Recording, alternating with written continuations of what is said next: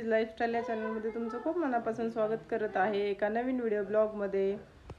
तुम्ही बघू शकता आता टायमिंग झालेला आहे, हे बघू शकता तुम्ही सकाळी 11:20 चा टायमिंग झालेला आहे आणि मी चाललेले आहे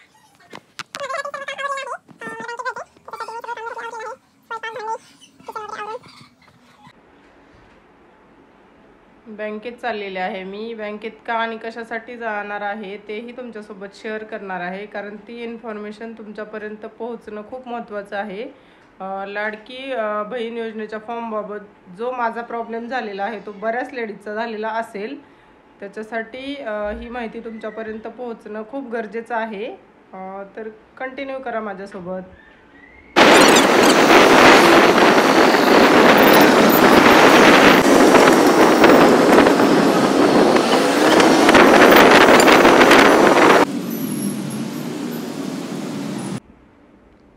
welcome back to my channel.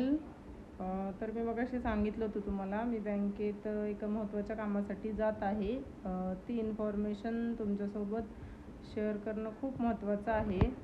तर काय प्रॉब्लेम झालेला आहे, लाडकी बहीण योजनेचा फॉर्म भरताना आपण जे रनिंगमध्ये आपलं बँक अकाउंट जे चालू आहे त्याचे डिटेल्स दिलेले होते फॉर्ममध्ये भरताना, म्हणजे ज्यावरती आपलं फोनपे वगैरे चालू आहे ते डिटेल्स दिलेले, आणि मला हे असंच वाटलं की त्या अकाउंटवरती ते पैसे येतील, पण तसं काय झालेलं नाही आहे। आणि माझ्यासोबत जेवढे फॉर्म भरले होते तेवढे सगळ्यांचे पैसे आलेले आहेत। त्याच्यामुळं मी चेक केलं गुगलला जाऊन काय प्रॉब्लेम झाला आहे तो। तर जे पैसे बँकेत येत आहेत ते आपलं बँक अकाउंट आणि आपलं आधार कार्ड आपलं ज्या बँकेला लिंक आहे त्याच अकाउंटवरती आपले पैसे जमा होत आहेत। त्याच्यामुळं प्लीज तुम्ही चेक करा तुमचं आधार कार्ड कुठल्या बँकेला लिंक आहे। तुम्ही फॉर्ममध्ये कुठली बँक डिटेल्स टाकले त्याच्याशी काय म्हणजे त्याचा काही उपयोग नाही आहे।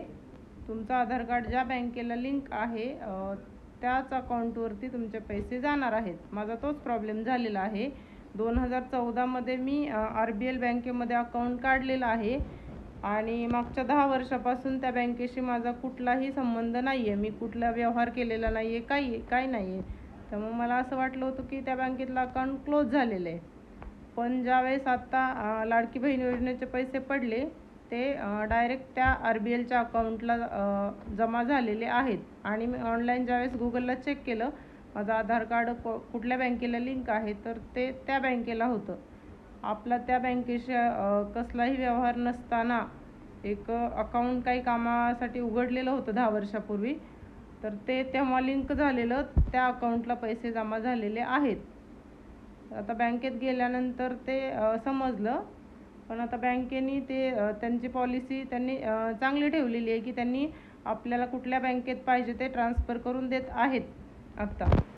आणि तिथे गेल्यानंतर समजलं की माझंच नाही बऱ्याच लेडीजचं झालेलं आहे असं, कारण भरपूर गर्दी होती तिथं लेडीजची, कारण त्यांचाही तोच प्रॉब्लेम होता। 2013, 14, 15 त्या दरम्यान त्यांनी अकाउंट काढलेलं त्या बँकेत, आणि त्यावेळेस डॉक्युमेंट दिलेले त्यांच्याकडे त्यांनी ते लिंक करून घेतलं होतं ना, त्यामुळं पैसे तिकडे जमा झालेले आहेत। त्यामुळे ज्यांचे पैसे आलेले नाही आहेत त्यांनी घाबरून जायचं काही कारण नाही आहे। तुम्ही चेक करा त्या दरम्यान 2013, 14, 15 मध्ये तुमचं कुठल्या बँकेमध्ये अकाउंट होतं, तसं ज्या बँकेत तुमचं अकाउंट आहे तिथे जाऊन तुम्ही चेक करू शकता, किंवा ऑनलाईन तुमचं आधार कार्ड नंबर टाकल्यानंतरही दाखवतं तिथं कुठल्या बँकेला तुमचं आधार कार्ड लिंक आहे ते, आणि तिथे तुमचे पैसे जमा झालेले असतील।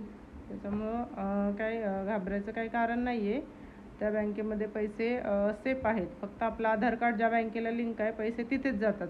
फॉर्ममध्ये तुम्ही कुठले डिटेल टाकलेत त्याच्याशी काही मतलब नाही आहे। तर असं ही माहिती मला तुमच्यासोबत शेअर करायची होती। थँक्यू। आम्ही घरी पोहोचल्यानंतर खूप मोठा पाऊस चालू झाला। बरं झालं आम्ही टायमिंगमध्ये घरी पोहोचलो, नाहीतर खूप पावसात आमची परेशानी झाली असती। ठीक आहे, आम्ही घरी आलो आणि पावसाला सुरुवात झाली लगेच। लाईक करा, शेअर करा, चॅनलला सबस्क्राईब करा, कमेंट करा। तुमचा कमेंट आला तरच माझ्या लक्षात येणार आहे तुम्हाला कुठल्या कुठल्या टॉपिकवरती माझ्याकडून व्हिडिओ पाहिजे ते. त्यामुळे जास्तीत जास्त शेअर करा. मलाही आवडेल तुमच्याशी दररोज गप्पा मारायला. थँक्यू.